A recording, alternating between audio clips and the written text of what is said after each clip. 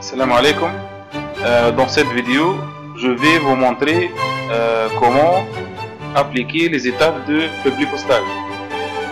Le publipostage, c'est une technique qui permet de personnaliser plusieurs documents en utilisant un document principal et une liste des données ou ce qu'on appelle document source de données. Ici, le document principal, c'est l'invitation. Et le document qui contient la liste des destinataires s'appelle destinataire. J'ai déjà préparé ces deux documents. Le premier document enregistré sous le nom invitation et le deuxième document enregistré sous le nom destinataire.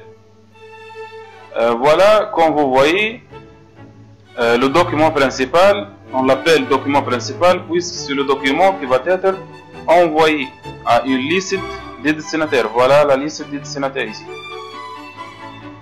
Le document principal commence, comme vous voyez bien sûr, par 4 champs.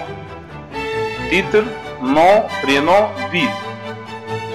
Bien sûr, vous avez constaté que les 4 champs qui se trouvent dans le document invitation se trouvent aussi dans le document liste des destinataires. Ici il y a titre, ici il y a le titre aussi, et ainsi de suite. Nom, prénom, ville. Bon, la première étape, il faut choisir l'onglet. Voilà la liste des onglets: fichier, accueil, insertion, création, disposition, etc. selon la version de logiciel. Ce logiciel, c'est Microsoft Word 2013. Bien sûr, on va utiliser l'onglet publipostage, comme son nom l'indique, publipostage.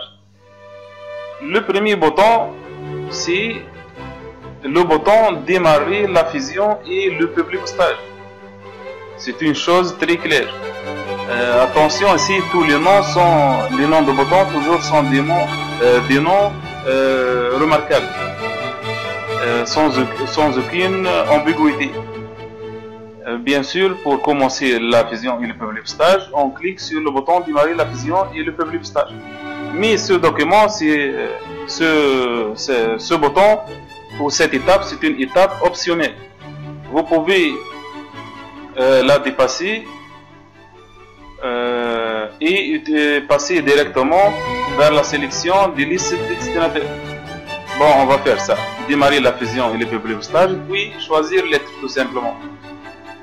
On a comme ça démarré le publipostage.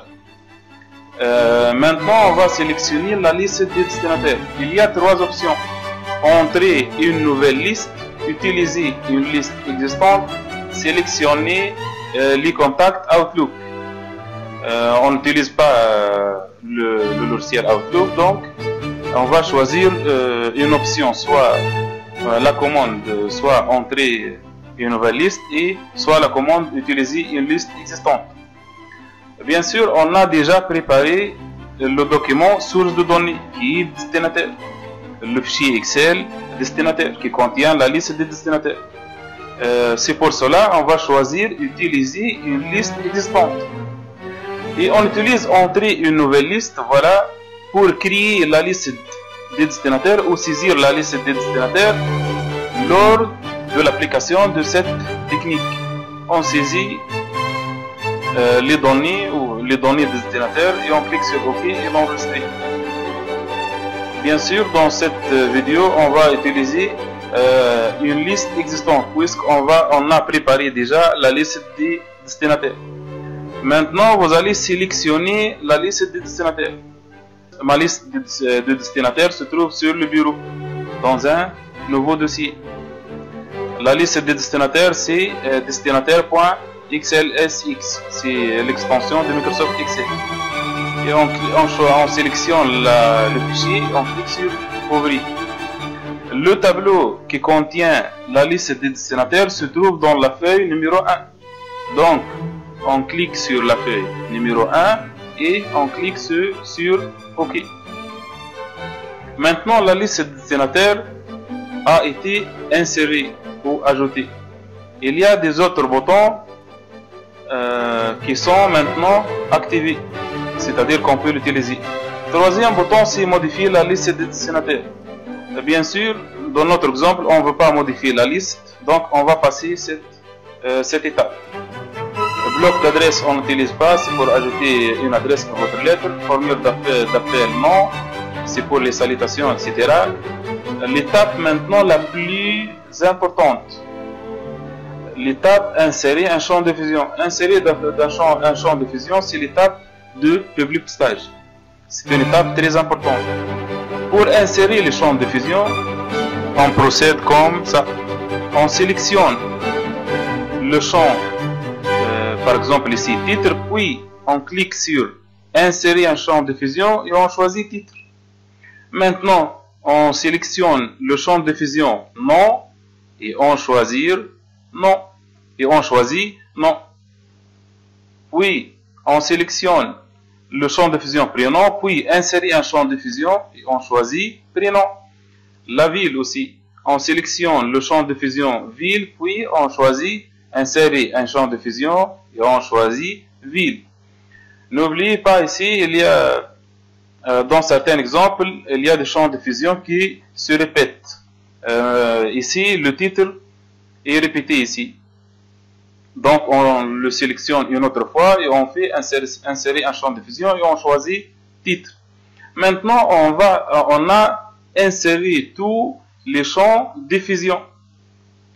Pour voir le résultat, on clique sur le bouton aperçu des résultats.